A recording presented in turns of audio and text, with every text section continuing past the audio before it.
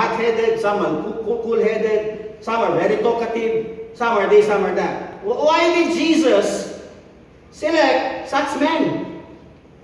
Because eventually, they will have to get along with each other.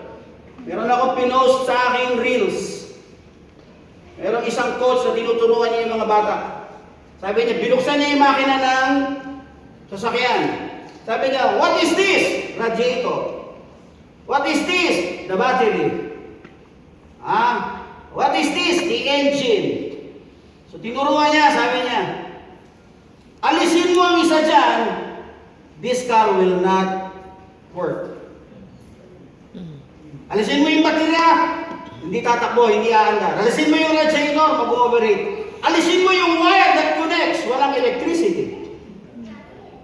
So every parts of that car inside that little box, it's very important. Kahit yung pinakamaliit na parte ng sasakyan na yun, importante yun.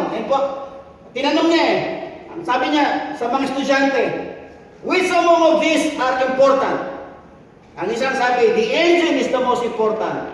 Ang sabi ng isa, the battery is the most important. Ang sabi ng isa, the radiator is the most important. Ang sabi ng coach, no, they are all important. None of them is less important. Because if you remove one part of this thing, it will never work. Amen. It means you need to work for each other and you need each other. And you need to get along with each other. For anything you do or any endeavor that you do, it Amen. will work. Are you with me? Amen. Meron pa ako nabasa.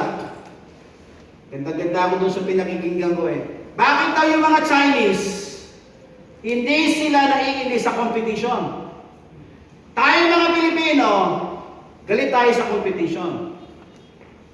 Sabi niya, ang ganda-ganda ng mindset ng mga inchik. Sabi niya, kahit tabi-tabi sila at pare-pareha sila ng tinda, they don't care. Tayo, pag tinabihan tayo ng katabi natin, kamag-anak natin, nagagalit tayo. Walang yan dito. Alam na niya dito ako nagtitinda, tinabihan pa niya ako. Ganun tayo, di ba? Pero hindi sila ganun. Because ang sabi nila, the more competition, the more it will invite customers. Tama. Amen. So they don't look at competition as negative. They look at competition as positive. Kapatid. So you can really learn a lot from the Chinese.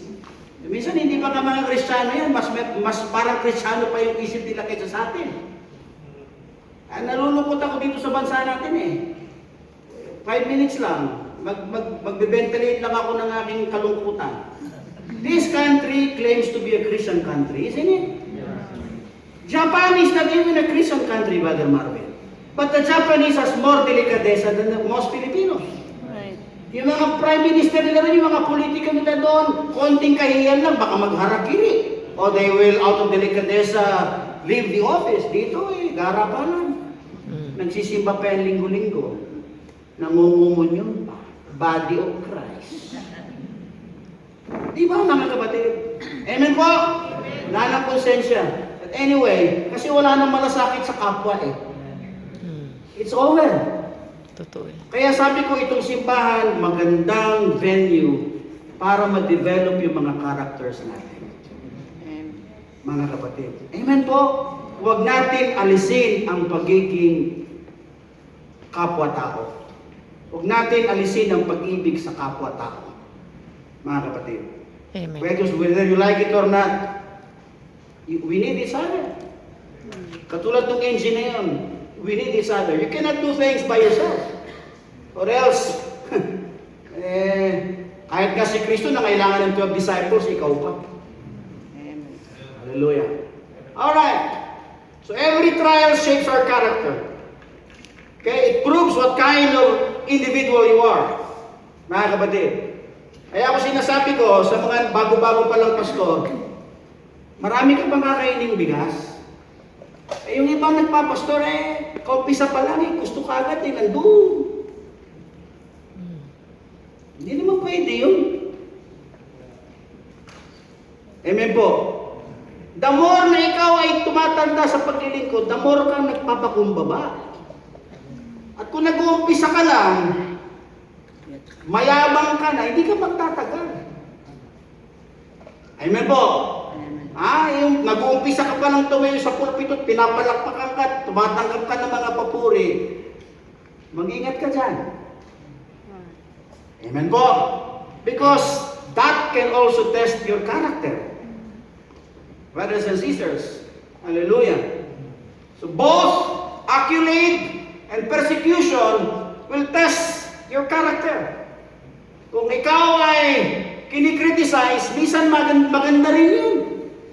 Criticism, if you are a mature individual, should not be taken negatively because sometimes criticism is allowed by God, so you can also check yourself.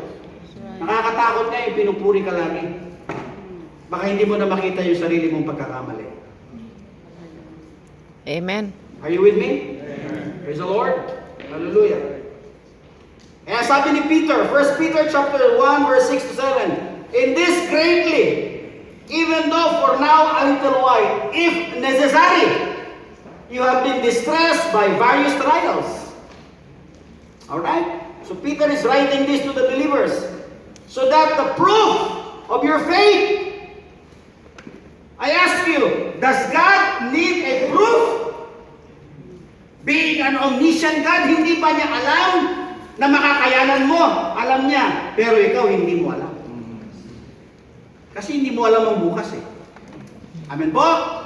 So ang proving is not on the part of God. Ang proving sa part mo.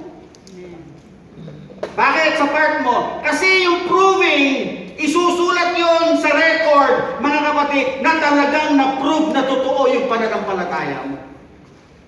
Ikaw mismo malaman mo yon, mga kapatid. I was able to overcome it. It's part of my resume. I've been through this before, then I know where this is going to, mga kapatid. Hallelujah. At ang trials, maraming forma yan. Maraming anyo. Don't you know that even division is part of trials? Amen. Amen? Listen to me now. Ito advice ko sa inyo at mag-ingat kayo sa pagsagot. Merong mga kapatid, kunyari, mamumusta. Kamusta na yung gawain dyan sa TJC? Ingat kayo ng sagot. Right. Amen. Amen. Baka naghahanap lang sila ng maibubutas dito. Ingat kayo. Ang tamang sagot, sister, kay pastor ka na magtanong. Dahil pag sinabi mo, ang gulo nga ng simbahan na yun eh. Makita mo. Ang daming nangyayaring hindi maganda. Alam mo, sasabihin yan, yan nga ang balita ko eh. Yapi na ito. Apat na. Just Marites. Tapos na ang usapan. Di ba? Amen po. Kunyari, nagtatanong na para bang nagmamalasakit, naghahanap lang pala ng maipipilikas. Tama? Pagsubok yan. Osyoso. Pagsubok yan, mga kapatid. Sinusubukan din tayo. No? Kaya kung ano man yung ating napag-usapan dito, keep it here. Amen. Dito yan. Amen? Kung tayo nag-business meeting dito, it stays here. Don't leak it out. Correct. Amen. Amen? Dahil hindi naman tayo nangihingi ng tulong sa ibang simbahan.